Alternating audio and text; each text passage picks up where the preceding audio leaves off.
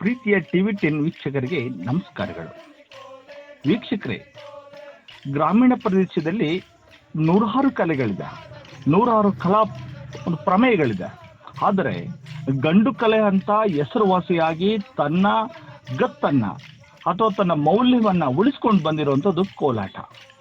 ಕೋಲಾಟವನ್ನ ಅನಾದಿ ಕಾಲದಿಂದಲೂ ಸಹ ಆಡ್ಕೊಂಡು ಬಂದಿದ್ದಾರೆ. ಅದರ ಜೊತೆ ವಿಭಿನ್ನ ರೀತಿಯಲ್ಲಿ ಕೋಲಾಟಗಳನ್ನ ಆಡ್ತಾರ. ಆ ಒಂದು ಕೋಲಾಟವನ್ನು ನೋಡಕ್ಕೆ ಒಂದು ಚಂದ.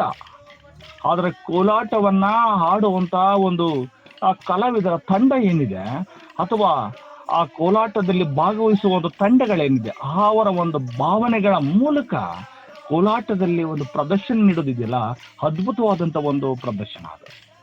ಆ ಕೋಲಾಟ ಇವತ್ತು ತುಂಬಾ ಪ್ರಸಿದ್ಧಿ ಪಡೆದಿರುವಂಥ ಕೋಲಾಟಗಳು. ಎಲ್ಲೋ ಒಂದ್ ಕಡೆ ಈ ಒಂದು ಡಿಜಿಟಲೀಕರಣದಲ್ಲಿ ಎಲ್ಲೋ ಒಂದ್ ಕಡೆ ಈ ಗ್ರಾಮೀಣ ಪ್ರದೇಶ ಕಲೆಗಳು ಎಲ್ಲೋ ಒಂದ್ ಕಡೆ ನಶಿಸಿ ಹೋಗ್ತಾ ಇದೆ.